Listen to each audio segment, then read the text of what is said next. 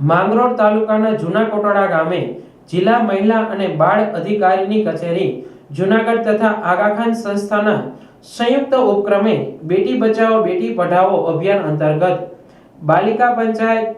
સાથે સંવાદ કાર્યક્રમનું આયોજન કરવામાં આવ્યું હતું। માંગરોળ તાલુકાના જૂના કોટડા અને નવા કોટડા ગામના સંયુક્ત યોજાયેલા આ કાર્યક્રમમાં સેવિકા બહેનો, આંગણવાડી વર્કરો, બાલિકા પંચાયતની સરપંચો, સભ્યો અને મોટી સંખ્યામાં ભાઈઓ બહેનો હાજર રહ્યા હતા। આ કાર્યક્રમમાં બાલિકા પંચાયતની કામગીરી, બેટી બચાવો બેટી પઢાઓ યોજના, મહિલા લક્ષી વિવિધ કાયદાઓ,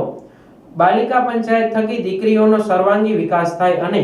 બાલિકાઓ સક્ષમ બને તે સહિતની માહિતી આપવામાં આવી હતી।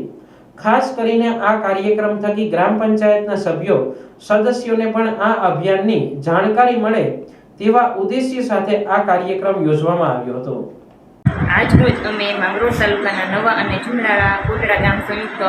એના માટેનું આગાખાન સંસ્થા તેમજ જિલ્લા મહિલા અને બાળ અધિકારી કચેરીના સંયુક્ત ઉપક્રમે બાલિકા પંચાયત સાથે સંવાદનો કાર્યક્રમ યોજેલો હતો કે જેમાં બાલિકાઓ સક્ષમ બને અને